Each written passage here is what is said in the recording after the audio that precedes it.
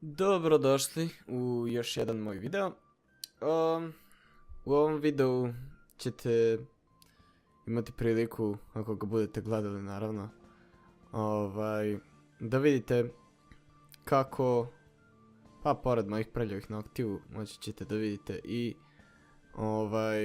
kako nastaje jedna švrljotina, što bi rekli. Da budem iskren, prvi put sam se susreo sa ovakvim načinom crtanja kada sam gledao kanal koji se zove Peter Draws. On je dosta popularan umetnik na YouTube-u. I skontao sam da većinom vremena on nema pojma šta radi i zašto to radi. Pa sam u početku bio veoma skeptičan oko toga i nisam imao neku želju da to radim, ali mi je bilo zanimljivo da gledam. I kako se zove, samo jedno mi se dogodilo pre neke pismene provere da umjesto da učim, jel da, mi je palo na pamet, što ne bi ja potrošio vreme da malo crtam. I nisam imao pojma šta ću da crtam, pa sam odlučio da isprobam ove žvrljotine, tako da kažem. U početku kad sam počinio bilo mi je dosta čudno, zato što nisam imao pojma kako to funkcioniše, samo sam crtao bez veze linije po papiru i kako se zove, to nije ličilo ni na šta, iako treba da bude žvrljotina, iako ne treba da se razmišlja tehnički dok se crta. Ali dok se je prošlo nekoliko vremena, skontao sam da ne može baš tako bez ikakve organizacije da se crta. Nego, postoje neki elementi i ti elementi uglavnom treba da čine celinu. A kako se zove, u mom slučaju ti elementi su uglavnom tako neke ravne i izlomljene linije ili krivudave linije. Onda tako neki krugovi, spirale, svašta nešto. I da, uglavnom ne treba toliko da se razmišlja tokom crtanja, zato što se samo gleda kako bi se ti elementi rasporedili po papiru. Nije ni toliko bitno da oni sami izgledaju toliko zanimljivo. Nego čisto onako podsvesno da se prate neka, ajmo ga da kažem pravila, ali reći ću pravila kompozicije. Recimo da bude jednak, ruka mi ovdje skroz blokira video, ali nema veze. Treba otprilike da bude jednak odnos crne i bele boje, odnosno kontrast na papiru. Onda ono što meni i dalje ne ide baš najbolje je da ima razlike između delova sa puno detalja i razlike između delova sa malo detalja. Znači treba biti prostora koji zauzimaju samo veliki oblici. Na primjer ovdje na ovoj slici trenutno je to ovo telo, glava i ostala praznina u pozadini. A detalji su pa sve ovo ostalo što sam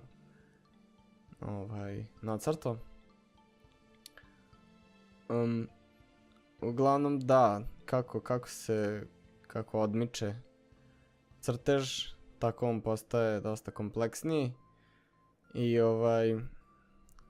time već onako nas navodi da razmišljamo malo više kao da radimo na nekom zapravo promišljenom crtežu, zato što nemamo više samo prazan papir, nego sada imamo neki prostor koji neki ograničen prostor koji možemo popuniti pa možemo na bilo koji način da ga popunimo, ali ima samo toliko smislenih načina kako kompozicija ne bi izgledala previše natrpana ili previše prosta. E sad, kao što sam rekao, meni to i dalje ne ide najbolje, kada žvrljam. Ali trudim se. I meni lično je ovo žvrljanje dosta pomoglo, ajde kažem pomoglo, dosta me opustilo dok sam ga radio, iako sam ga radio tipa u 3 ujutru prvi put pred ispit neki, ali mi smirilo živce i nateralo me da se opustim malo.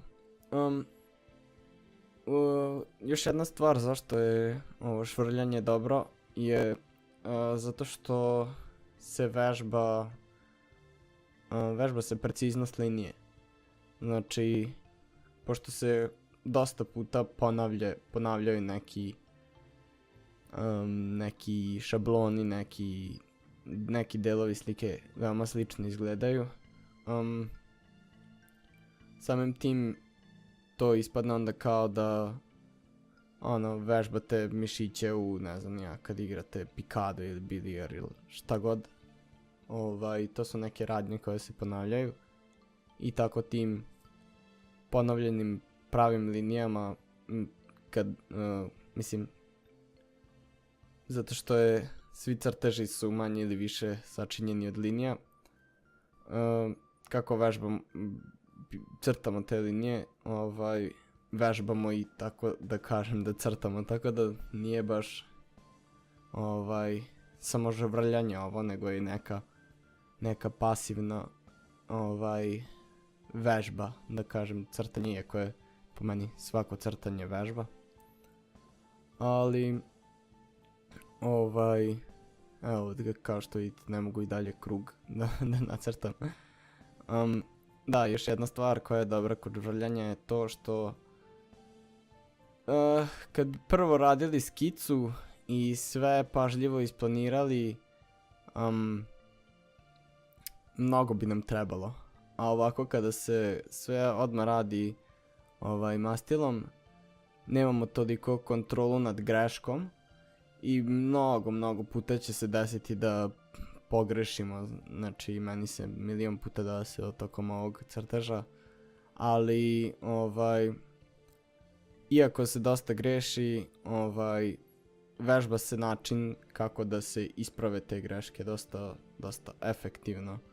I samim tim što je mastilo, jel da, kako se kaže, stalno, ne može da se briše, mislim može, ali ne na lake načine. Time čini ovo i šta sam htio da kažem sad?